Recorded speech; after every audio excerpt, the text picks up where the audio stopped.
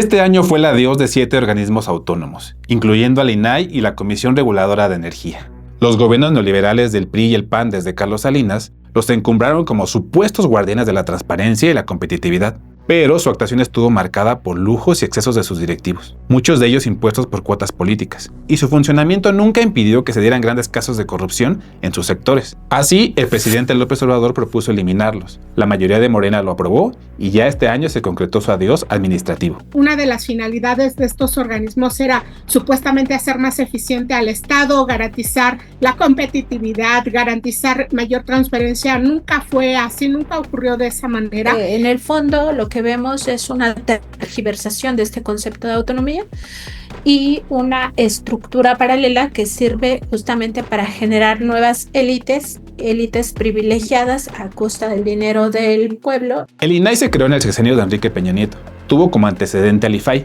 que surgió durante el gobierno de Vicente Fox. Ante la corrupción de esos gobiernos, periodistas y académicos exigieron mecanismos de transparencia. Sin embargo, el INAI falló en comunicar a la gente común por qué era importante su labor y fue perdiendo credibilidad. Comisionados del INAI tenían vínculos políticos, como Jimena Puente de la Mora, quien pasó de dirigir al INAI a ser diputada del PRI. Además, surgieron escándalos. Entre los más sonados, el de comisionados que usaron una tarjeta de crédito institucional para pagar en un table dance.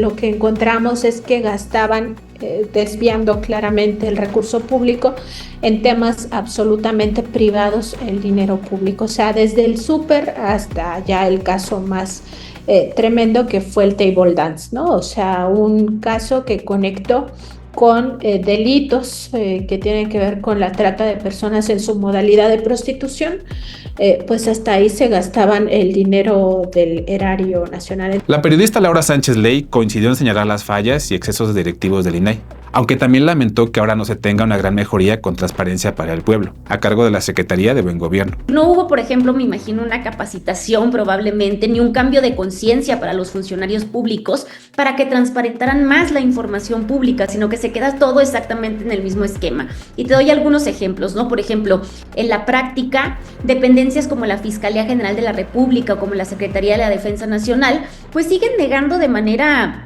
totalmente impune la información, como si no hubiera cambiado nada. Durante el sexenio de Enrique Peña Nieto se presumió un fortalecimiento de la Comisión Reguladora de Energía y de la Comisión Nacional de Hidrocarburos, supuestamente para vigilar la competencia y asignación de contratos con la reforma energética, que abrió la puerta a privados. Pero justo con Peña Nieto se dieron grandes casos de corrupción en el sector, como los casos de Odebrecht y agronitrogenados.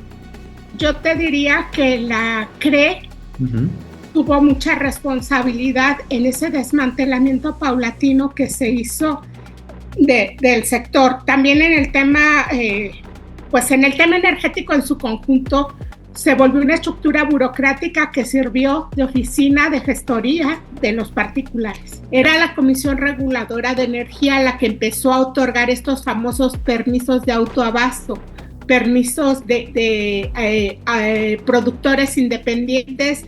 Esos permisos que en contravención a la Constitución empezaron a fomentar un mercado paralelo en el sector eléctrico. También se despidió el IFT. Personajes como el senador Javier Corral defendieron que había servido para fomentar la cobertura en zonas marginadas, además de promover tarifas justas entre los consumidores, en servicios como el de telefonía e internet. Aunque en el caso de ese organismo y de la COFESE también se detectaron privilegios de sus directivos. Sin embargo, documentó que tenían contratos millonarios de arrendamiento de vehículos, asesorías y servicios médicos privados.